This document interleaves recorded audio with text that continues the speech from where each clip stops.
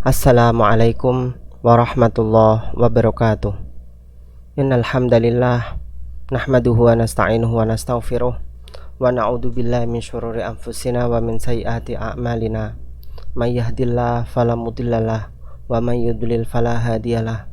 Wa asyhadu anna sayyidana Muhammadan abduhu wa rasuluh la nabiyya ba'da. Allahumma shalli wa sallim ala sayyidina Muhammadin wa ala alihi wa sahbihi ajma'in, amma ba'd. Rabbi shrah li sadri wa yassir li amri wahlul 'uqdatam min lisani yafqahu qawli, amin ya rabbal alamin. Jamaah rahimakumullah, hari ini saya akan berbicara tentang kesedihan. Karena kesedihan ini tidak akan membuat kita semakin baik, tapi semakin buruk. Kenapa seperti itu? Karena banyak sekali orang yang sedih kemudian down dia, jatuh dia, dan menyeranglah penyakit demi penyakit pada imunnya. Karena imunnya semakin tipis, semakin tidak ada, dan dia akan terserang penyakit-penyakit yang lain, penyakit kronis yang lain, karena memikirkan kesedihan demi kesedihan yang menimpa dirinya. Jamaah rahimakumullah, bahwa mungkin hari ini kita diuji berbagai ujian. Kita di PHK dari pekerjaan kita tidak mendapatkan gaji sesuai apa yang kita inginkan. Mungkin bisa jadi kita mengharapkan setelah beberapa tahun pernikahan kita dengan istri kita mempunyai anak, ternyata tidak diberikan oleh Allah anak. Padahal orang yang baru saja menikah, bahkan dia itu berhubungan intim bukanlah di dalam pernikahan, malah di luar pernikahan itu saja mendapatkan anak. Kenapa saya tidak mendapatkan anak? Mungkin kita sedih seperti itu. Atau kita mempunyai anak di mana anak itu sakit bertahun-tahun lamanya. Kita sudah berusaha untuk mengobatkannya dimanapun berada, ternyata dia tidak kunjung sembuh, dan dia semakin menurun, semakin kondisi tubuhnya buruk dan lain sebagainya. Atau jangan-jangan itu menimpa kepada keluarga kita, ayah kita, tonggak keluarga kita, dimana kita harapkan beliau bekerja, ternyata jatuh sakit, tidak bisa apa-apa sampai bertahun-tahun. Maka jamaah rahimakumullah, ini merupakan ujian dari Allah Subhanahu wa ta'ala. Ad-dunya darun ibtila wal imtihan, bahwa dunia ini merupakan rumahnya cobaan. Kalau kita mengacu dari pada hadis ini, orang-orang yang akan mendapatkan tempat di sisi Allah, yang mulia di sisi Allah, adalah orang-orang yang dapat ujian demi ujian di dunia ini sebelum dia akan mati nanti. Karena memang seperti itulah desain dari pada dunia ini, darul ibtila. Seorang ingin tinggi derajatnya, ingin menjadi seorang pegawai negeri, maka ada ujiannya. Seorang ingin naik kelas, ada ujiannya. Seorang nabi ingin derajatnya mulia di sisi Allah, menjadi ulul azmi, maka disitulah dia diuji berkali-kali. Kita masih ingat bagaimana Nabi Nuh alaihissalam selama 950 tahun berdakwah kepada umatnya. Tidak ada yang mendengarkan kecuali hanya beberapa orang saja, pengikut yang bisa diajak masuk ke kapal Nabi Nuh, bahtera Nabi Nuh, sehingga mereka selamat. Ini merupakan ujian Nabi Nuh. 950 tahun itu bukanlah waktu yang pendek, tapi panjangnya luar biasa. Apalagi kalau kita baru saja menjadi ustadz, ceramah, tidak ada yang mendengarkan, hanya 1-2 saja, kemudian kita tutup YouTube kita, tidak bisa jamaah rahimakumullah. Ini bukanlah akhlak seorang muslim.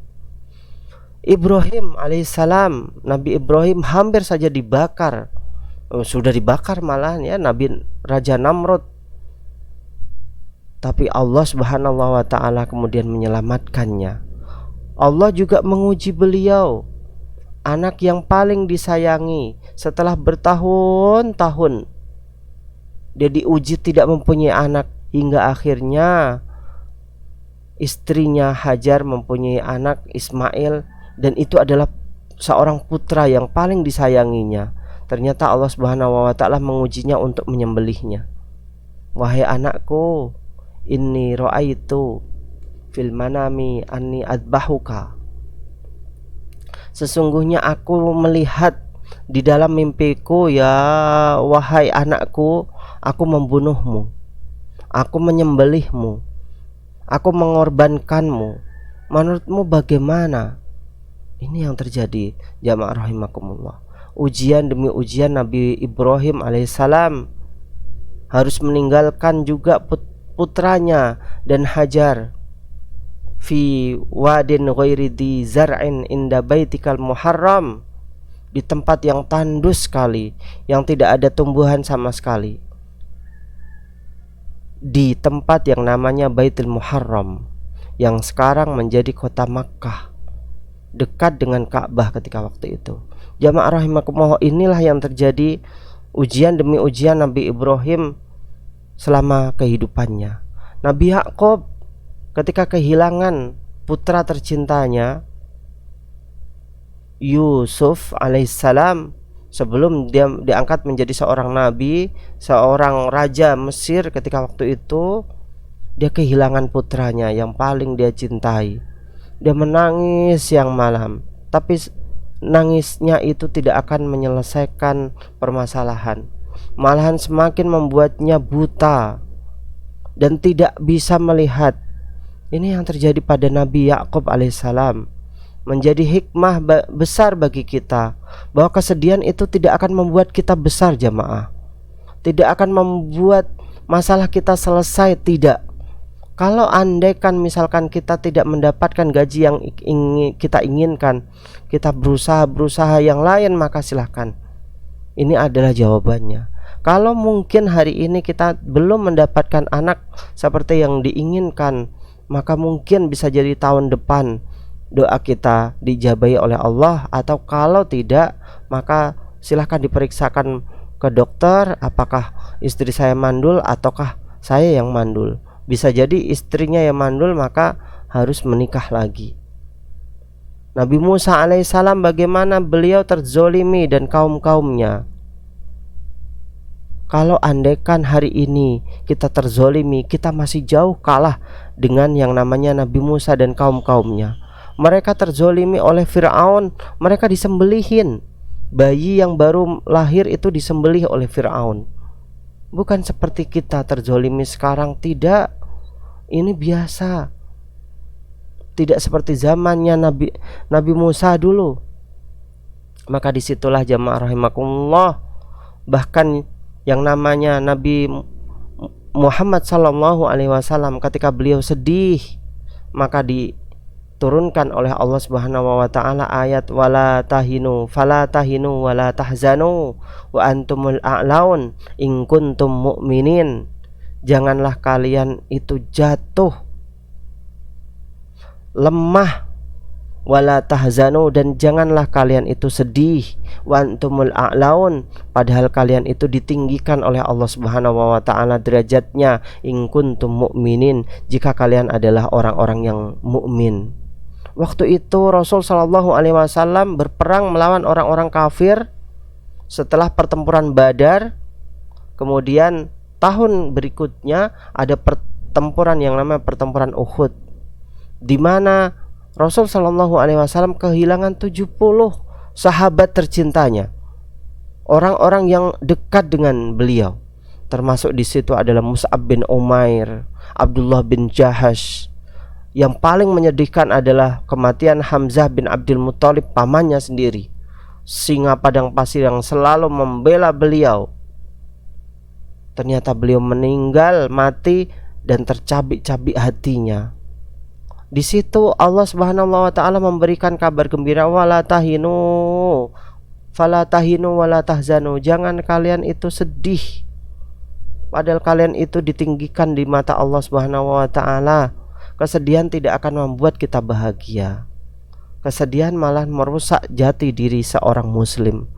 Kesedihan semakin mendekatkan kita kepada neraka jahanam, karena orang-orang termasuk orang-orang yang masuk ke neraka jahanam adalah orang-orang yang tidak bahagia di dunia ini. Orang-orang yang berputus asa dari rahmat Allah Subhanahu wa taala. Wala tai'asu mir rahmatillah. Jangan kalian itu putus asa dari rahmat Allah Subhanahu wa taala. Jamaah rahimakumullah, saat Rasul sallallahu alaihi wasallam dikejar-kejar oleh puluhan orang-orang Madinah ketika beliau ingin hijrah ke Madinah, dikejar-kejar oleh orang-orang kafir Quraisy ketika waktu itu beliau ingin sekali berhijrah ke Madinah, meninggalkan kota Makkah. Kemudian jamaah rahimakumullah, orang-orang kafir itu mendapatkan imbalan jika memang menemukan Rasul sallallahu alaihi wasallam akan mendapatkan 100 onta. Bayangkan saja 100 onta. Dengan mudah hanya menemukan Rasul kemudian mendapatkan 100 onta, ini adalah pekerjaan yang mudah sekali. Makanya disitulah ratusan orang ingin menemukan Muhammad sallallahu alaihi wasallam. Apa yang terjadi? Beliau kemudian menyelinap ke sebuah gua, ngumpet di situ, gua Sur. Gua Sur di situ. Beliau mengumpet di dalamnya. Apa yang terjadi? Allah Subhanahu wa taala memberikan teman pada beliau, yaitu Abu Bakar As-Siddiq. Abu Bakar As-Siddiq ketika waktu itu sangat ketakutan. Bagaimanakah kalau misalkan orang-orang kafir ini menemukan kita, wahai Rasul sallallahu alaihi wasallam? Jawab Rasul sallallahu alaihi wasallam, la tahzan, innallaha ma'ana. Jangan sedih, Allah itu bersama kita, wahai Abu Bakar. Jangan sedih, Allah itu selalu menemani kita. Wa nahnu aqrabu ilaihi min hablil warid. Bahkan Allah itu lebih dekat daripada urat nadi kita. Apa yang dikeluhkan, apa yang kita kesahkan, apa yang menimpa kita, semuanya sudah didesain sedemikian rupa oleh Allah Subhanahu wa taala sebelum kita lahir. Jamaah rahimakumullah, kalau memang kita sedih hari ini, apa yang membuat kita sedih ini sudah didesain sedemikian rupa oleh Allah Subhanahu wa taala. Kejadian ini memang sudah harus ada pada kita sebelum kita dilahirkan di dunia ini. Makanya Rasul sallallahu alaihi wasallam menganjurkan kita untuk berdoa, Allahumma inni a'udzubika minal hammi wal hazan wa na'udzubika minal bukhli wal fashli wa min ghalabid daini wa qahrir rijal. Ya Allah, lindungi aku. Ya Allah, inni a'udzubika, aku berlindung padamu ya Allah dari minal hammi wal hazan, dari kesedihan dan duka cita. Kesedihan ini membuat duka cita hati kita semakin buruk, semakin buruk, semakin buruk. Semakin mendekatkan kita kepada lembah neraka, semakin mendekatkan kita pada penyesalan dan lain sebagainya. Semakin membuat kita akan melihat ke belakang lagi. Kenapa tidak seperti ini, tidak seperti itu? Kalau kita hari ini gagal, tahun depan kita bisa mencobanya lagi. Bisa jadi tahun ini adalah tahun sedih kita. Kesedihan kita ini akan terbayarkan tahun depannya. Bisa jadi karena usaha kita kurang maksimal, disitulah Allah Subhanahu wa taala menakdirkan kita gagal.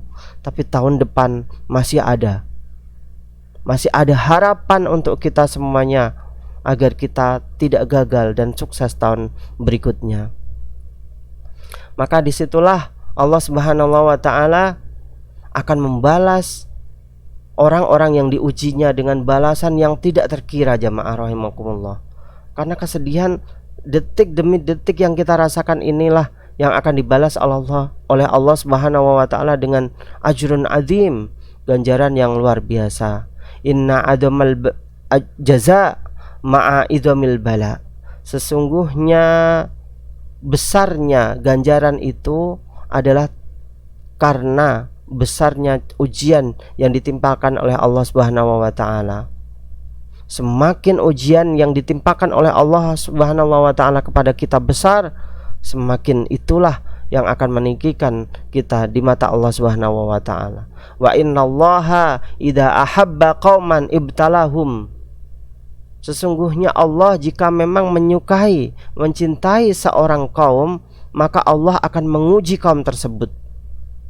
Kita kalau memang ditinggikan di mata Allah Subhanahu wa taala, dicintai oleh Allah, maka kita harus diuji untuk melihat ketakwaan kita. Faman radiya falahu ridho. Maka barang siapa yang ridho dengan ujian tersebut, maka Allah ridho atasnya, masuk surga nanti. Ya Allah, apa yang kita cari kecuali ridhonya Allah Subhanahu wa taala di akhirat nanti jamaah? Tidak ada yang bisa kita cari kecuali ridhonya Allah Subhanahu wa taala. Surga ini hanya bisa kita dapatkan dengan ridhonya Allah Subhanahu wa taala. Ridho ini bisa kita tempuh dengan sabar atas musibah yang menimpa kita. Wa man sakhita falahu sukhta. Barang siapa yang mengeluh, mencaci maki atas duka dan nestapa serta ujian yang ditimpakan oleh Allah Subhanahu wa taala padanya, maka Allah juga tidak akan meridhoinya, malah membenci orang tersebut. Karena sesungguhnya jamaah rahimakumullah, semua ini merupakan ujian. Dunia ini merupakan ujian. Man asbaha minkum aminan fi sirbihi mu'afan fi jasadihi inda quti ayyami yaumihi faka'annama hizat lahud dunya.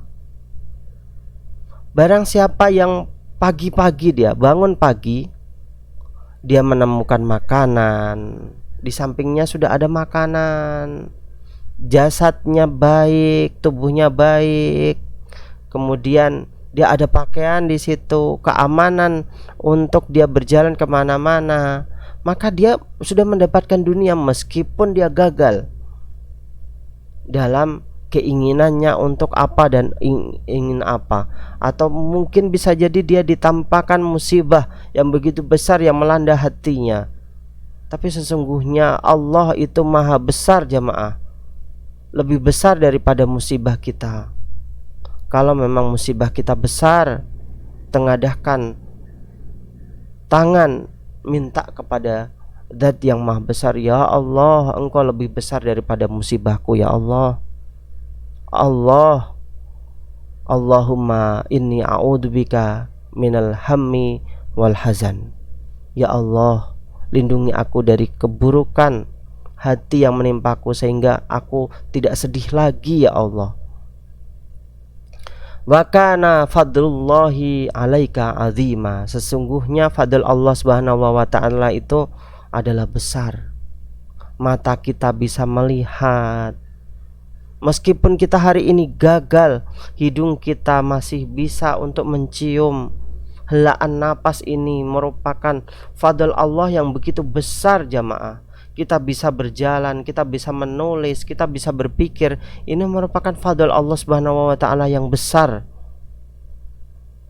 Jika memang ada saudara kita, keluarga kita yang terkena musibah, itu merupakan suatu hal yang sudah ditakdirkan oleh Allah Subhanahu wa taala. Ingat, jasad ini merupakan fadl yang besar.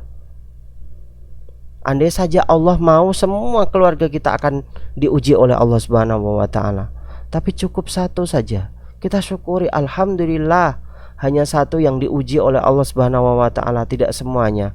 Bayangkan kalau kita sakit, suami kita sakit, istri kita sakit, anak-anak kita sakit, semua tidak bisa apa-apa jamaah rahimakumullah. Tapi Allah masih memberikan kita kesehatan, anak kita kesehatan, saudara kita kesehatan. Mungkin ayah kita saja yang sakit, iya, tapi semuanya sehat, alhamdulillah. Maka jamaah rahimakumullah, ini adalah fadl yang begitu besar. Napas ini, helaan napas ini adalah begitu besar fadlnya, tidak terkira. Jari ini merupakan harga yang mahal. Andaikan misalkan satu jari kita ini dihargai satu mobil Avanza, apakah tentu kita tidak mau? Jamaah rahimakumullah, fala tu'jibka amwalahum wala auladahum. Jangan kalian itu takjub dengan apa yang diberikan oleh Allah Subhanahu wa taala berupa harta-harta mereka, anak-anak mereka. Bisa jadi harta mereka itu memang luar biasa. Anak-anak mereka adalah anak-anak yang baik, yang cantik-cantik, yang tampan-tampan. Padahal mereka adalah orang yang tidak menghamba kepada Allah, menyekutukan Allah. Tapi kenapa mereka dikasih harta oleh Allah? Kenapa mereka diberikan anak-anak yang baik daripada anak-anak kita? Maka innama yuridullah liu'adzibahum. Sesungguhnya Allah itu ingin mengazab mereka, bukan mengazabmu. Di akhirat nanti azab itulah yang mereka akan temukan. Mereka hari ini dikasih kesempatan untuk banyak sekali harta, iya, meskipun mereka lalai kepada zikir Allah, ibadah kepada Allah, tapi mereka diberikan keniscayaan harta yang begitu besar, anak-anak yang baik-baik. Tapi ini bukan berarti Allah sayang kepadanya, tidak. Tapi Allah ingin menguji kita. Dan ujian yang sesungguhnya adalah nanti di akhirat nanti. Mereka seakan-akan diberikan kasih sayang Allah, tapi sesungguhnya mereka lalai sehingga mereka akan mendapatkan azab. Ini adalah yang namanya ujian yang sesungguhnya di akhirat nanti. Yang terakhir yang ingin saya sampaikan, asa antakrahu syai'an wa huwa khairul lakum. Bisa jadi engkau membenci takdir Allah yang sekarang ini, padahal ini adalah baik untukmu. Ya, wa asa an tuhibbu syai'an wa huwa syarrul lakum.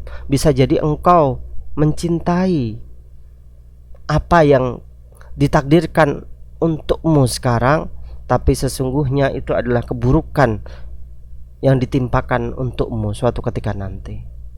Wallahu ya'lam wa antum la ta'lamun. Allah itu maha mengetahui apa yang kamu tidak ketahui. Ini yang ingin saya sampaikan hari ini, semoga bermanfaat untuk kita. Terima kasih. Wassalamualaikum warahmatullahi wabarakatuh.